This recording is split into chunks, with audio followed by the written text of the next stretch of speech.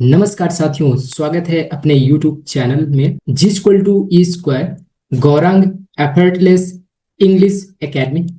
उम्मीद करता हूँ कि आप बेहतरीन होंगे और आपकी तैयारी भी और नई चीज़ों की सीखने की जो एक इंक्लिनेशन है वो भी एक बेहतरीन तरीके से चल रही होगी। सो दोस्तों, आइए स्टार्ट करते हैं कि हम लोग किस तरीके से द हिंदू एडिटोरियल के माध्यम से हम लोग अपनी रीडिंग स्किल को बूस्ट कर सकते हैं। सो हम लोग फंडामेंटल्स के बारे में ज़्यादा फोकस करेंगे कि किस तरीके से एक सेंटेंस का क्या जो स्ट्रक्चर है, उसका क्या पार्ट्स ऑफ स्पीच है, राइट, वर्ड्स का, एंड उस वर्ड्स का पर्टिकुलर क्या फंक्शन है, किस तरीके से वो सेंटेंस में यूज है, वो देखने का ट्राई करेंगे सो दैट चीजों को हम भी खुद से अंडरस्टैंड कर पाए, खुद से राइटिंग भी कर पाए।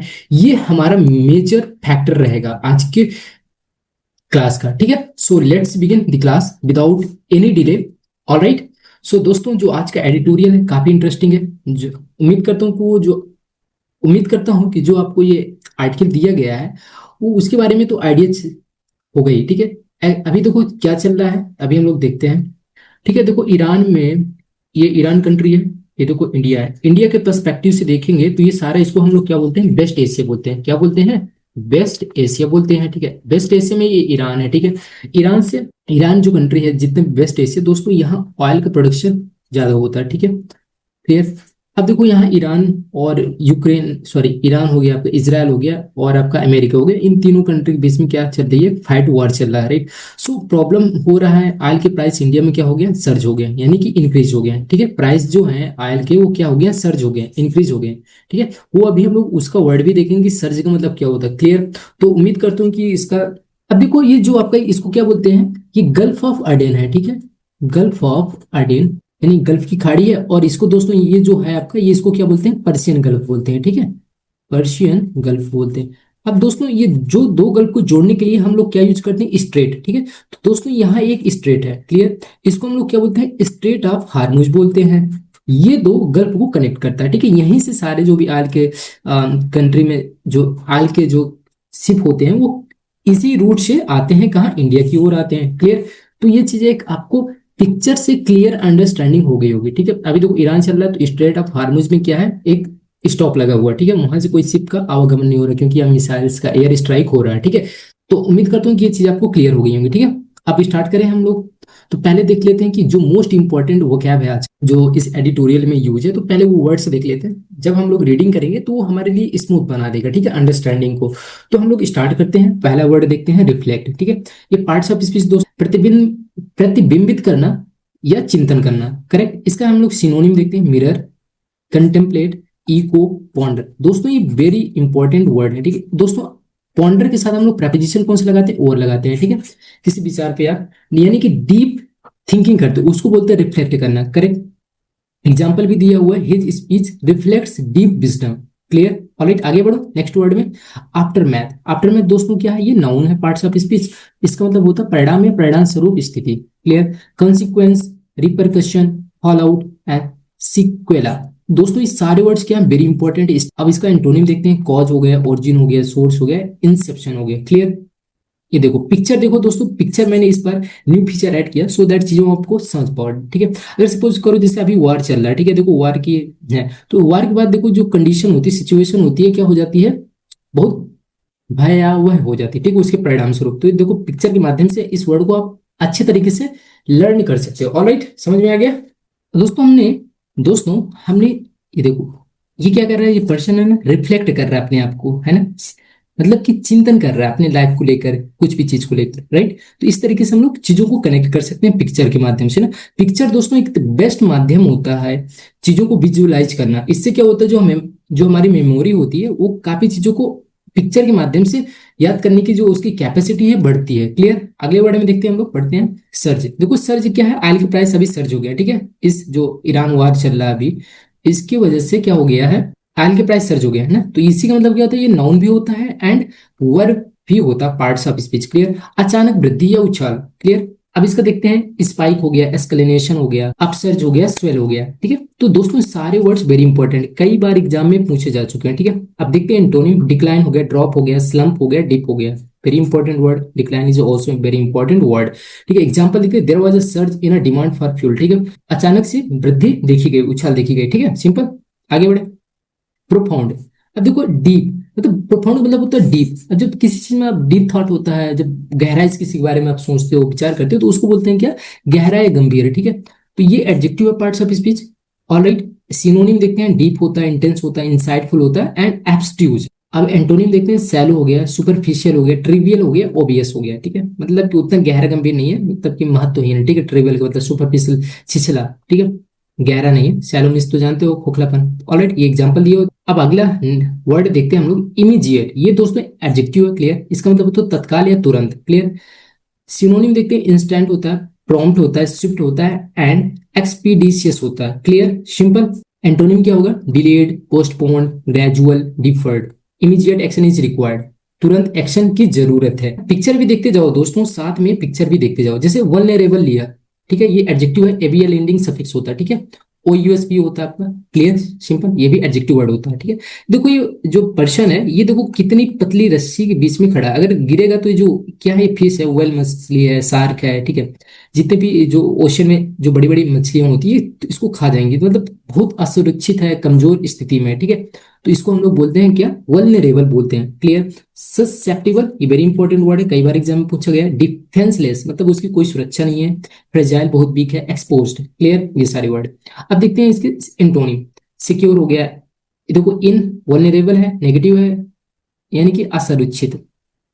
ठीक है, इन वल्नरेबल, ये देखो असुरक्षित दिया हुआ है, ये सुरक्षित हो जाएगा। प्रोटेक्टेड हो गया, रेजिलिएंट हो गया, यानी कि मजबूत कंडीशन में, कमजोर कंडीशन में नहीं है। ऑलराइट, समझ में आ गया। चिल्ड्रन जो बच्चे होते हैं, वो इन्फेक्शन जो डिसीज होते हैं, वायरस होते हैं, उसके काफी वो कमजोर शिकार होते हैं, क्लियर। बच्चों के यानी कि तुरंत हो जाता है। अगला वर्ड देखते हैं, इंटेंसिफाई। ये देखो, ये मीटर दिया हुआ है, जैसे जैसे मीटर आगे ये जा रहा है, तो यानी कि ये चीजें इंटेंसिफाई हो रही है, यानी बढ़ रही है, तीव्र गति से आगे चीजें बढ़ रही हैं। ठीक है, इंटेंसिफाई मतलब होता है ना, जैसे हम लोग स्पीड, अपने ये बाइक का स्पीडोमीटर होता है, तो जितना तेज हम लोग गियर को जो एक्सीलेटर लेंगे, तो यानी कि स्पीड बढ़ेगी। ठीक है, तो इसका मतलब क्या होता है, एम्पलीफाई हो गया, एस्केलेट हो गया, एग्रावेट हो गया एंड हाइटेन हो गया। ठीक है, ये सारे के सारे कैसे वर्ड हैं दोस्तों, ये वर्ब वर्ड है। ऑलराइट, और इसका पार्ट्स ऑफ स्पीच क्या है, इंटेंसिफाई का वर्ब होता है। ठीक है, अब एंटोनिम देखते हैं, लेसन हो गया, डिमिनिश हो गया, एलिविएट हो गया, मिटिगेट हो गया। ये सारे के सारे दोस्तों बहुत इंपॉर्टेंट वर्ड है, प्लीज। अगले देखते हैं, इंक्रीमेंट। देखो सैलरी को हम लोग इंक्रीमेंट कर रहे हैं ना, ये साइन क्या होता है, इंक्रीज का साइन होता है ना, चीजों को बढ़ाना, कुछ भी चीज हो। ये नाउन भी होता है एंड वर्ब भी होता है, यानी वृद्धि या बढ़ोतरी। इंक्रीज हो गया, एडिशन हो गया, augmentation, very important word, star and accretion is also very important word, clear. Decrease, reduction, deduction and depletion. Alright, D reduction, deduction, depletion, clear. आगे बढ़े, एग्जाम्पल भी साथ में देखते चले। एक्सपोजर मतलब संपर्क या उजागर होना, मतलब डिस्क्लोजर, रिविलेशन। ठीक है, वल्नरेबिलिटी, अनकवरिंग। ठीक है, कंसीलमेंट मतलब कि उजागर करना, तो इसको छुपाना, कवर करना, प्रोटेक्ट करना है। सिक्रेसी यानी कि गुप्त। ठीक है, सिंपल। तो ये नाउन है, तो सिक्रेसी हो गया। ऑलराइट, ये देखो, जैसे ये देखो अंडर है, ये जो पिक्चर है आपका, ये देखो करेक्ट है। इसमें ज्यादा, इसमें लाइट है, इसमें कम है लाइट, यानी डार्क है, इसमें कम है। तो यानी exposure is the measuring and balancing of light होता है, एक प्रकार से, अगर एग्जांपल के माध्यम से हम लोग समझे। ठीक है, exposure to sunlight is beneficial. ठीक है, मतलब कि अगर सनलाइट से हम लोग एक्सपोजर होता है, उससे हम लोग संपर्क में आते हैं, तो ये हमारे लिए बेनिफिशियल होता है, स्पेशली जो मॉर्निंग वाली जो आपकी सनलाइट रहती है। ठीक है, और जो दोपहर वाली सनलाइट रहती है, वो थोड़ा सा हार्मफुल रहती है। ठीक है, यूवी रेज पाए जाते हैं, अल्ट्रावायलेट। ठीक है, बॉडी स्किन के लिए बहुत डेंजरस होता है। ठीक है, आगे बढ़ते हैं नेक्स्ट वर्ड में, पी वर्ड। ये नाउन भी होता है, वर्ब भी होता है, पार्ट्स ऑफ स्पीच। केंद्र या धुरी बदलना। ठीक है, वर्ब में होगा तो धुरी को चेंज करना, ये केंद्र पॉइंट हो गया। ठीक है, एक्सिस जिसको हम लोग बोलते हैं, फल क्रम बोलते हैं। ये कई बार, ये दोस्तों कई बार द हिंदू एडिटोरियल में शशि थरूर के द्वारा ये वर्ड यूज किया जाता है। ठीक है, जब पॉलिटिक्स की बात आती है, जब दो पार्टियां धुरी में बटी होती हैं, रोटेट हो गया, शिफ्ट हो गया। ऑलराइट, अब इसका एंटोनिम देखते हैं। स्टेगनेट हो गया, रिमेन हो गया, फिक्स हो गया, स्टेबलाइज हो गया। चीजों को फिक्स से रखना है, ठीक है, बनाए रखना है। ठीक है, ये केंद्र है तो चेंज करना है, तो यानी कि इसको हम लोग स्टेबल रखेंगे। ऑलराइट, आगे बढ़े, एग्जाम्पल देखो, अरे पिक्चर समझो। ये देखो पीवर्ड दिया है, ओके। अब देखते हैं एक्सर्ट। एक्सर्ट वर्ब है, लागू करना है, प्रयास करना है। देखो ये व्यक्ति क्या कर रहा है, एक हाथ से प्रयास कर रहा है पुशअप मारने का। ठीक है, तो इसी तरीके से हम लोग चीजों को अप्लाई कर सकते हैं। अप्लाई, बिल्ड हो गया, एक्सरसाइज हो गया, डिप्लॉय हो गया। एंटोनिम देखते हैं, with hold, abstain, relax, restrain. ठीक है, एग्जाम्पल देखो और इसको अंडरस्टैंड करने का ट्राई करो। एडिटोरियल दोस्तों किसके बारे में दिया हुआ है, सर्ज इन ऑयल प्राइस। जो अभी ऑयल के प्राइस, यानी जो तेल के अभी प्राइस क्या हुए हैं, सर्ज हुए, इंक्रीज हुए हैं ना। तो अब समझ में आ गया ना, सर्ज का मतलब क्या होता है, इंक्रीज होता है, क्लियर। तो ये इसके बारे में आर्टिकल दिया हुआ है। ठीक है, ऑलराइट, अब पढ़ते हैं हम लोग, चीजों को देखते हैं, स्टार्ट करते हैं। देखो ये पहला सेंटेंस है आपका, ठीक है। देखो ये फुल स्टॉप लगा है। फुल स्टॉप मतलब होता है कि दोस्तों आपका होता है सेंटेंस कंप्लीट, क्लियर। अब देखो ये जो कॉमा के इधर दिया हुआ है और इन से स्टार्ट हुआ है, ये दोस्तों प्रेपोजिशन फ्रेज बोलते हैं। क्या बोलते हैं? प्रेपोजिशन फ्रेज बोलते हैं। फ्रेज क्यों बोलते हैं और प्रेपोजिशन क्यों इसको बोल रहे हैं हम लोग? क्योंकि दोस्तों ये जो आपका फ्रेज है ना, ये प्रेपोजिशन से स्टार्ट हुआ, इन से स्टार्ट हुआ, इसीलिए हमने इसको क्या बोला, फ्रेज बोला। अब फ्रेज क्यों बोल रहे हैं? क्योंकि दोस्तों इसमें ग्रुप ऑफ वर्ड्स होते हैं, ठीक है, सिंपल। ऑलराइट, इसमें दोस्तों वर्ब नहीं होता। अगर वर्ब होगा दोस्तों तो फिर ये क्या बन जाएगा, सेंटेंस बन जाएगा, है ना। तो ये इसको हम लोग सेंटेंस नहीं कहेंगे, इसको क्या कहेंगे, प्रपोजिशन फ्रेज बोलेंगे। ऑलराइट, अब दोस्तों इसका फंक्शन क्या है, ये इसको हम लोग बोल सकते हैं किस रूप में काम कर रहा है। तो दोस्तों ये एडवर्ब के रूप में काम कर रहा है, ठीक है। दोस्तों सेंटेंस को हम लोग, जो हमारा सेंटेंस होता है वो सेंटेंस किसी की भी विशेषता बता सकता है, noun pronoun adjective verb preposition, और इवन दोस्तों ये खुद एक सेंटेंस को भी मॉडिफाई कर सकता है, ठीक है, उससे पहले आ सकता है। तो ये दोस्तों एक प्रकार से आपका एडवर्बियल फ्रेज हम लोग इसको बोल सकते हैं फंक्शन के आधार पर। क्लियर, इतनी सी बात हो गई आपको। उम्मीद करता हूँ कि चीजें समझ में आ गई होंगी, ठीक है। अब दोस्तों जो क्रूड ऑयल प्राइसेस, ये आपका दोस्तों क्या है, सब्जेक्ट हो गया। ये दोस्तों आपका क्या है, वर्ब हो गया, ठीक है। ये सर के साथ टू प्रेपोजिशन हमेशा आता है, ठीक है। एज हाई एज, ठीक है, $118 बैरल लास्ट वीक। ये दोस्तों आपका क्या दिया, लास्ट वीक आपका टाइम दिया हुआ है। जो एज हाई एज दिया हुआ है, ये क्या दिया हुआ दोस्तों, ये दोस्तों आपका क्या है, अब बैरल दोस्तों आपका क्या हो गया, नाउन हो गया। नाउन मॉडिफाई करने के लिए हम लोग क्या यूज करते हैं, एडजेक्टिव यूज करते हैं। ये सुपरलेटिव डिग्री हो गया, ठीक है। एज एज हाई एज, है ना। तो पॉजिटिव डिग्री है दोस्तों, सॉरी ये पॉजिटिव डिग्री है, ठीक है। तो एज के साथ हम लोग क्या लगाते हैं, एजस लगाते हैं, है ना। तो ये सुपरलेटिव होगा तो हम लोग क्या कर देंगे, हाईएस्ट कर देंगे, यहाँ ईएसटी ऐड कर देंगे। अगर कंपेरेटिव होता है तो यहाँ हम लोग हाईयर कर देते हैं, है ना। तो ये हमारा कैसा है, एज के साथ हम लोग पॉजिटिव डिग्री यूज करते हैं। तो सिंपल, इतनी सी बात क्लियर हो गई आपको, ठीक है। अब दोस्तों देखो सब्जेक्ट है, तो सब्जेक्ट है ये क्रूड ऑयल प्राइसेस, है ना। तो दोस्तों ये जब ये भी नाउन है, ये भी नाउन है और ये भी नाउन है, क्रूड मीन्स कच्चा ऑयल तेल, ठीक है, उसको बोलते हैं। तो दोस्तों जब एक से अधिक नाउन आ जाए तो उसको हम लोग क्या बोलते हैं, कंपाउंड नाउन बोलते हैं। क्या बोलते हैं, कंपाउंड नाउन बोलते हैं। इतनी सी बात क्लियर। अब दोस्तों कंपाउंड नाउन, ये जो हमारा सब्जेक्ट होता है या तो दोस्तों नाउन होगा या प्रोनाउन रहेगा, ठीक है। यही दो कंडीशन बन सकते हैं सब्जेक्ट के लिए, और कोई पार्ट्स ऑफ स्पीच यहाँ नहीं काम करेगा, ठीक है। अब देखो जो सब्जेक्ट हमारा क्या है, या तो नाउन या प्रोनाउन, तो ये हमारा क्या है, नाउन है। और कैसा नाउन है दोस्तों, कंपाउंड नाउन है। क्यों है, क्योंकि यहाँ एक से अधिक नाउन यूज हुए हैं, ठीक है, सिंपल, इतनी सी बात। अब देखो ये जो बी टू है, ये वर्ब कैसा बी टू है, यानी कि पास्ट इंडिफिनिट यूज हुआ है, ठीक है, सिंपल, इतनी सी बात क्लियर। एज मतलब कितना, जो भाई जो प्राइस सर्ज हुआ तो कितना हुआ, तो बोल रहा है कि 118 बैरल डॉलर तक सर्ज हुआ लास्ट वीक, मतलब पिछले टाइम में, ठीक है। अब देखो जो लास्ट वीक आया तो क्यों, अगर मैं यहाँ दा कर देता दोस्तों, ये इंपॉर्टेंट है, तो यहाँ दोस्तों क्या हो जाता, वर्ब आपका प्रेजेंट परफेक्ट यूज होता, ठीक है। क्या यूज होता, प्रेजेंट परफेक्ट टेंस यूज करते हैं सिर्फ दा की वजह से, क्योंकि फिक्स हो गया लास्ट है, तो इसलिए टाइम के साथ हम लोग पास्ट इंडिफिनिट लगाते हैं। तो ये बात आपको ध्यान में रखना पड़ेगा, ठीक है। इतनी सी बात क्लियर हो गई। अब देखो इसके बारे में थोड़ा सा बात कर लेते हैं कि हमें एग्जैक्ट क्या करना है।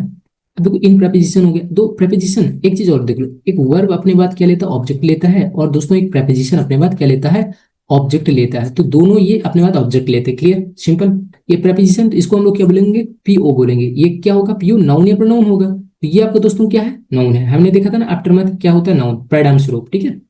कंसिक्वेंसेस का हम लोग देखा था सिनोनिम, क्लियर। अब देखो फिर से आ गया ऑफ आ गया, तो आप प्रेपोजिशन हो गया, तो ये इसका क्या हो गया, नाउन हो गया, यानी कि प्रेपोजिशनल ऑब्जेक्ट। इन फिर से आ गया प्रेपोजिशन, तो इसका बेस्ट ऐसे क्या हो जाएगा दोस्तों, आपका ये नाउन हो जाएगा। तो कहने का मतलब है कि टोटल ये कैसा वर्ड है आपका, प्रेपोजिशनल फ्रेज है। एक एक वर्ड का हमने क्या देख लिया, पार्ट्स ऑफ स्पीच भी देख लिया। अब देखो वार के पहले दा लगा है, तो दा दोस्तों आपका क्या है, आर्टिकल है। आप पूछोगे आर्टिकल क्या होता है, तो दोस्तों मैं बोलूंगा, देखो हर 8 ही वर्ड हमारे इस वर्ड में कोई ना कोई अप्लाई होगा। तो दोस्तों जो आपने डिटरमिनर सुना होगा, ठीक है, और जो आपने आर्टिकल सुना होगा, ये दोस्तों एडजेक्टिव के पार्ट होते हैं। किसके पार्ट होते हैं, एडजेक्टिव। एडजेक्टिव किस लिए यूज करते हैं, नाउन को मॉडिफाई, क्वालिफाई या रिएक्शन बताने के लिए यूज करते हैं, है ना, सिंपल। तो ये वार इसी के लिए यूज हुआ, आर्टिकल, सिंपल। इन देखो नाउन के पहले ये कॉमन नाउन के पहले हम लोग आर्टिकल लगाते हैं, है ना। और किसके पहले, एक कॉमन नाउन हो गया, एक आपका कलेक्टिव नाउन हो गया, इसके पहले हम लोग आर्टिकल यूज करते हैं, है ना, सिंपल सी बात। क्या मटेरियल नाउन के पहले और आपका एब्स्ट्रैक्ट नाउन के पहले हम लोग आर्टिकल जनरल कंडीशन में यूज नहीं करते हैं, है ना। अगर स्पेसिफिक है तो हम लोग दा लगाएंगे इन दोनों के बीच में, मटेरियल एंड एब्स्ट्रैक्ट नाउन के बीच में। बट अगर जनरल सेंस में है नाउन तो हम लोग आर्टिकल यूज नहीं करते हैं, सिंपल। इतनी सी बात क्लियर हो गई, उम्मीद करता हूँ कि समझ में आ गया होगा बेसिक आइडिया। तो हम लोग आगे बढ़ते हैं और देखते हैं चीजें। सो देखते हैं in the aftermath of the war in the West Asia. West Asia में जो अभी वॉर का जो परिणाम है, उसकी जो बुरी स्थिति है, उसके क्या मतलब कि रिजल्ट है, ठीक है, क्या कंसिक्वेंस है, बुरे असर है। उसका असर ये है कि जो क्रूड ऑयल की प्राइस है वो सर्ज हो गए, ठीक है, यानी कि बढ़ गए। कहाँ तक बढ़ गए, मतलब कितना बढ़ गया, एज हाई एज, ठीक है, हाउ मच, मतलब कि ये जो एज हाई एज ना, ये किसका आंसर दे रहा है, हाउ मच, यानी कि कितना बढ़ा। तो बोल रहा है 118 बैरल तक बढ़ गया, ठीक है। कब बढ़ गया, टाइम दिया हुआ, लास्ट वीक दिया हुआ, ये पास्ट। अब देखो एलॉन्ग साइड दोस्तों क्या होता है, प्रेपोजिशन। तो ये दोस्तों फिर से क्या हो गया, प्रेपोजिशन फ्रेज आ गया, क्योंकि प्रेपोजिशन से स्टार्ट है तो इसको क्या बोलेंगे दोस्तों, प्रेपोजिशन फ्रेज बोलेंगे, सिंपल। एलॉन्ग साइड का मतलब क्या होता है दोस्तों, विद, या तो फिर हम इसको विद लिख सकते हैं, और क्या लिख सकते हैं, टुगेदर विद लिख सकते हैं, यानी कि एक साथ। इज इट क्लियर है, सिंपल, इतनी सी बात क्लियर हो गई, टुगेदर विद यानी एक साथ, ऑलराइट। ठीक है, राइजिंग आपका दोस्तों क्या, ये टेंशन। अब देखो ये आपका SION और TION, ठीक है, और MENT हो गया, ठीक है, और क्या हो गया, ITY हो गया। ये दोस्तों क्या हो गया, सारे सफिक्स हैं। ये कैसे सफिक्स हैं, ये नाउन वर्ड बनाते हैं, क्लियर। तो ये टेंशन आपका नाउन हो गया, और ये टेंशन को मॉडिफाई करने के लिए क्या है आपका, ये एडजेक्टिव है राइजिंग, क्लियर, इतनी सी बात। फंक्शन पता चल गया क्या है, और उसका पार्ट्स ऑफ स्पीच भी पता चल गया, ठीक है। अब देखते हैं अगला अपना ये। तो ये आपका प्रेपोजिशन फ्रेज है, ठीक है। ये एक प्रकार से ये भी क्या है आपका, ये एडवर्बियल फ्रेज है, क्योंकि सेंटेंस को मॉडिफाई कर रहा है, ठीक है, ये चीज। अब देखो ये दिस सिचुएशन, ये आपका सब्जेक्ट हो गया। अब ये मेन सेंटेंस है, कैसा सेंटेंस है दोस्तों, इंग्लिश लैंग्वेज में कितने सेंटेंस होते हैं, 8 होते हैं, ठीक है। आपने सुना होगा डिक्लेरेटिव हो गया, ठीक है, आपने डिक्लेरेटिव सुना होगा, इंटेरोगेटिव सुना होगा, इंपेरेटिव भी सुना होगा जिसको बोलते हैं आगे सूचक, आपने ऑपरेटिव सुना होगा, आपने एक्सक्लेमेटरी भी सुना होगा, आपने सिंपल सुना होगा, कॉम्प्लेक्स सुना होगा, एंड दोस्तों आपने कंपाउंड भी सुना होगा। ये सारे 8 सेंटेंस होते हैं, ठीक है। तो दोस्तों डिक्लेरेटिव क्या करता है, आपको फैक्ट बताता है, ठीक है, उसमें सब्जेक्ट वर्ब ऑब्जेक्ट रहता है। इंटेरोगेटिव से क्वेश्चन आप करते हो, इंपेरेटिव से आज्ञा बताते हो, रिक्वेस्ट ऑर्डर सजेशन बताते हो, ऑपरेटिव में विश या प्रे करते हो, एक्सक्लेमेटरी में आप क्या जो सडन फीलिंग्स होती हैं उसको एक्सप्रेस करते हैं, ठीक है।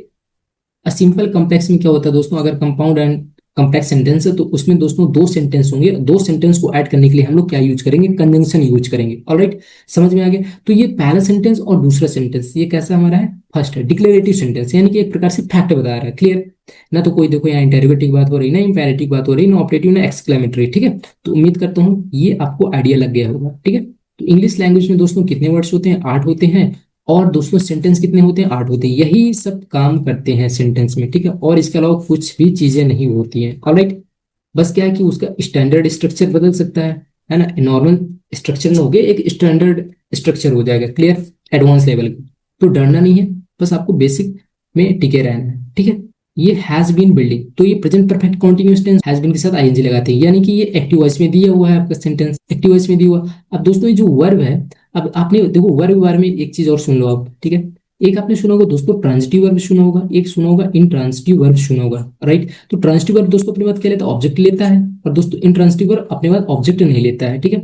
अगर देखो अब कैसे पता करें कि ऑब्जेक्ट लेगा कि नहीं लेगा, अगर दोस्तों वर्ब से एंड किसको का आंसर मिल जाए, ठीक है।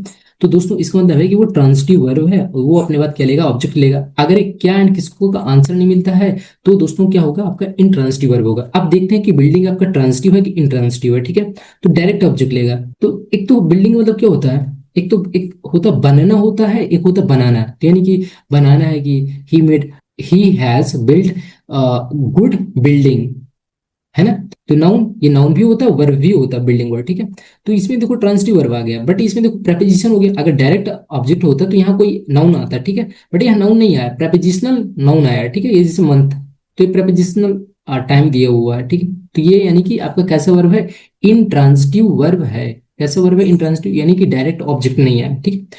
इसमें ट्रांजिटिव वर्ब में डायरेक्ट ऑब्जेक्ट आता है, क्लियर। फॉर प्रेपोजिशन हो गया, वर्ब भी प्रेपोजिशन हो गया, क्लियर, दोनों प्रेपोजिशन हो गया। ट्रू आपका कैसा है ये, एक तो आपने सुना होगा कार्डिनल सुना होगा, एक आपने सुना होगा आर्डिनल ना।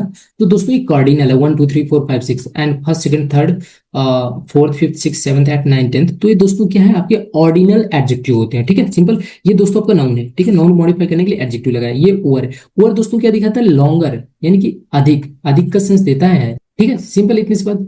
और मतलब पर्पस दिखाता है, प्रपोजिशन ओवर मतलब अधिक, जब टाइम लगा हो तो यहाँ ओवर मतलब होता है अधिक, ऑलराइट, समझ में आ गया, इतनी सी बात। तो अब देखते हैं, समझते हैं क्या कहना चाह रहा है ये सेंटेंस, है ना। ट्रांजिटिव इंट्रांजिटिव वर्ब दोस्तों बहुत इंपॉर्टेंट है। ट्रांजिटिव वर्ब है, अगर ट्रांजिटिव वर्ब है तो ऑब्जेक्ट लेगा, अदरवाइज वो इंट्रांजिटिव तो ऑब्जेक्ट नहीं लेगा। हाँ, प्रेपोजिशन के बाद अपना ऑब्जेक्ट ले सकता है, वो प्रेपोजिशनल ऑब्जेक्ट, बट वो वर्ब का ऑब्जेक्ट नहीं होता है, ठीक है। वो प्रेपोजिशन का ऑब्जेक्ट होगा, है ना। हमने देखा था पहले स्टार्टिंग में वर्ब और प्रपोजिशन अपने बाद ऑब्जेक्ट लेता है, और कोई पार्ट्स ऑफ स्पीच अपने बाद ऑब्जेक्ट नहीं लेता है, ठीक है। अलॉन्ग साइड मतलब इसके साथ क्या, राइजिंग टेंशन, और टेंशन भी बढ़ रही है ना, बढ़ती हुई टेंशन, ठीक है। दिस सिचुएशन, अब देखो ये नाउन हो गया, नाउन मॉडिफाई करने के लिए एडजेक्टिव है, ठीक है। इतनी सी ये भी बात जान लो, ठीक है। अब दिस ये कैसे एडजेक्टिव है, डिमॉन्स्ट्रेटिव एडजेक्टिव है ना। और दोस्तों डिमॉन्स्ट्रेटिव प्रोनाउन भी होता है ना, अगर इसके बाद नाउन नहीं आता दोस्तों तो ये फिर आपका क्या बन जाता है, ये डिमॉन्स्ट्रेटिव प्रोनाउन बन जाता है। अब सब्जेक्ट दोस्तों क्या होता है, या तो नाउन होता है या प्रोनाउन होता है, तो हम लोग एडजेक्टिव को थोड़ा ना सब्जेक्ट बना देंगे, एडजेक्टिव कभी सब्जेक्ट ऑब्जेक्ट नहीं बनता है, ठीक है। सिर्फ नाउन या प्रोनाउन सब्जेक्ट एंड ऑब्जेक्ट बनते हैं, ओके। तो दिस सिचुएशन आपका डिमॉन्स्ट्रेटिव एडजेक्टिव हो गया, ठीक है, ऑलराइट। तो this situation has been building, okay, ये बन रही है, ठीक है, फॉर ओवर 2 मंथ्स, 2 महीनों से अधिक से ये सिचुएशन बन रही है, टेंशन वाली सिचुएशन। कहाँ कहाँ, ईरान में जो टेंशन चल रही है, इसराइल एंड, और कहाँ, अमेरिका में जो अभी वार चल रहा है, ठीक है, क्लियर। तो सिंस मिड दिसंबर 9, ये तो फिर से आपका एक फ्रेज हो गया, टाइम वाला फ्रेज है, ओके। तो इसको हम लोग क्या बोल देंगे, टाइम वाला फ्रेज है, तो इसको हम लोग क्या बोल देंगे, एडवर्ब ऑफ टाइम, यानी कि एडवर्बियल फ्रेज एक ऐसा है, संकेत दे रहा है, ठीक है। तो इसको हम लोग एडवर्ब ऑफ टाइम बोल सकते हैं, एक फ्रेज है क्योंकि इसमें एक से अधिक वर्ड है।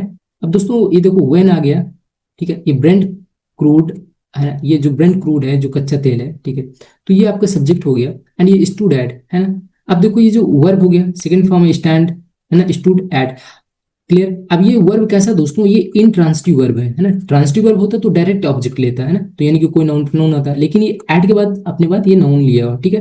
तो ये इंट्रांसिटिव वर्ब हो गया, क्लियर, इतनी सी बात। एंड प्राइसेस, अब देखो प्राइस आपका सब्जेक्ट हो गया, ये वर्ब हो गया, क्लियर। एंड दोस्तों ये आपकी क्या मेन वर्ब है, ये आपकी हेल्पिंग वर्ब है, प्रेजेंट परफेक्ट दिया हो, बाई मोर देन 100। अब देखो ये बाई आपका प्रपोजिशन हो गया, मोर देन ये कंपेरेटिव डिग्री का हो गया, मतलब 100% से अधिक तक ये प्राइसेस हो गए सर्ज, ठीक है।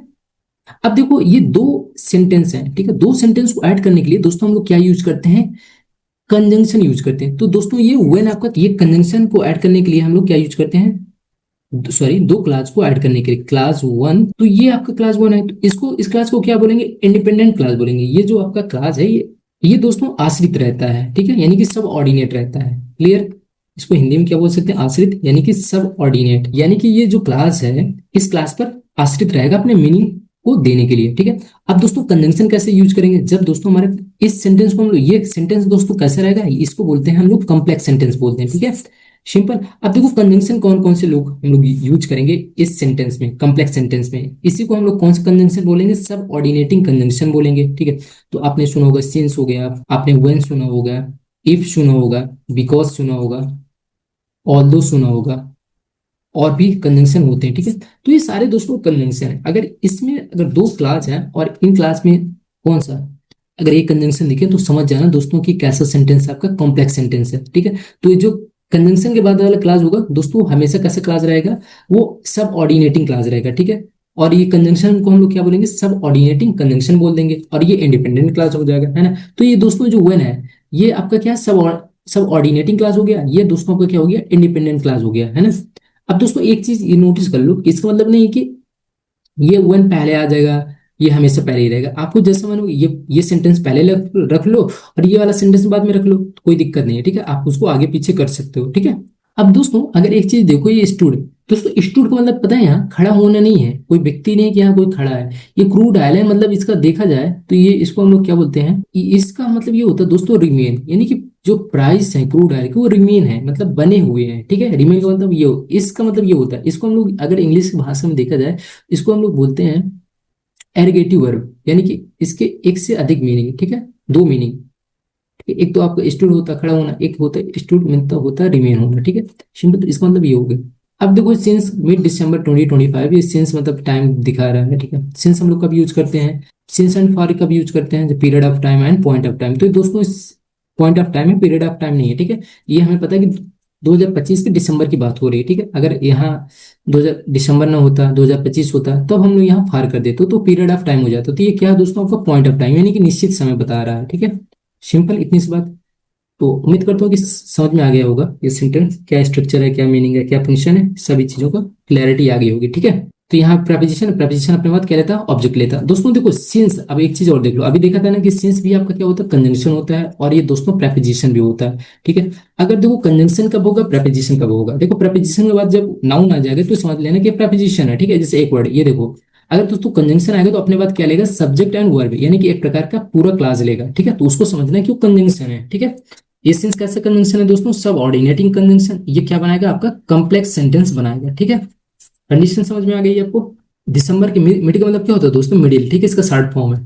जो दिसंबर 2025 के जो मध्य से जो क्रूड ऑयल, जो कच्चे ऑयल क्या है बने हुए हैं इतने डॉलर में 57.56, ठीक है। एंड प्राइसेस है क्या हो गया है, और सर्ज भी हो गया है 5 more than 100%, मतलब 100% से भी अधिक इसके प्राइस क्या हो गया।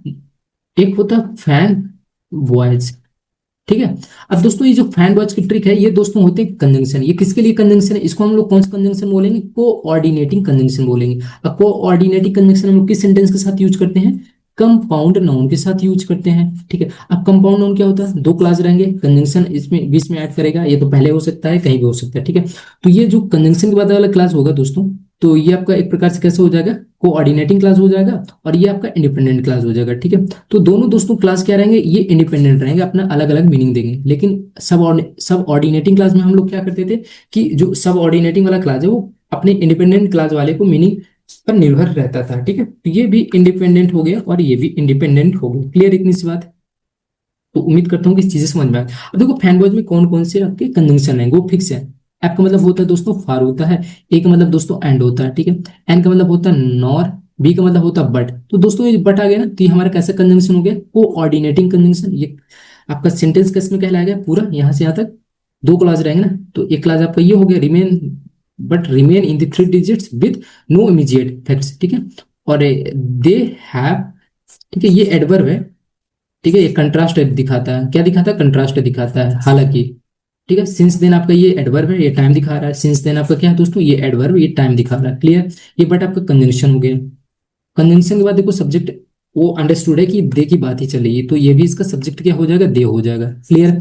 रिमेन है, तो ये दे सब्जेक्ट आपका कैसा प्लूरल है, तो वर्ब भी दोस्तों क्या है, प्लूरल है। अगर ही होता, इट होता, तो ये क्या हो जाता, रिमेन्स हो जाता, इसमें ऐसा ऐड हो जाता, ठीक है। सब्जेक्ट वर्ब एग्रीमेंट इसको बोलते हैं, जैसा सब्जेक्ट वैसी वर्ब, यानी सिंगुलर तो singular verb, singular noun sorry plural noun तो प्लूरल वर्ब, ठीक है। इतनी बात क्लियर। उम्मीद करता हूँ कि समझ में आ गया होगा सारी चीजें, ठीक है। हाँ अभी एक चीज मैं भूल गया, क्या बताना था अभी। हाँ वाई का मतलब क्या होता है, और हो गया, वाई का मतलब क्या, एट हो गया, सो का मतलब हो गया, एस का मतलब होता है सो, कंजंक्शन, ठीक है। तो ये दोस्तों सारे कंजंक्शन है, और आपको कंजंक्शन पता ही चल गया, कॉम्प्लेक्स सेंटेंस में कौन कौन से कंजंक्शन यूज करते हैं हम लोग, ठीक है। इससे क्लैरिटी मिल जाएगी कि कौन सा, ये सब्जेक्ट हो गया, ये आपका प्रेजेंट परफेक्ट है, ठीक है। ये आपके हेल्पिंग वर्ब हो गए, ये आपकी क्या मेन वर्ब हो गई, ठीक है। कम डाउन एक आपका फ्रेजल वर्ब दिया हुआ, सिंस देन आपका क्या एडवर्ब दिया हुआ, ठीक है।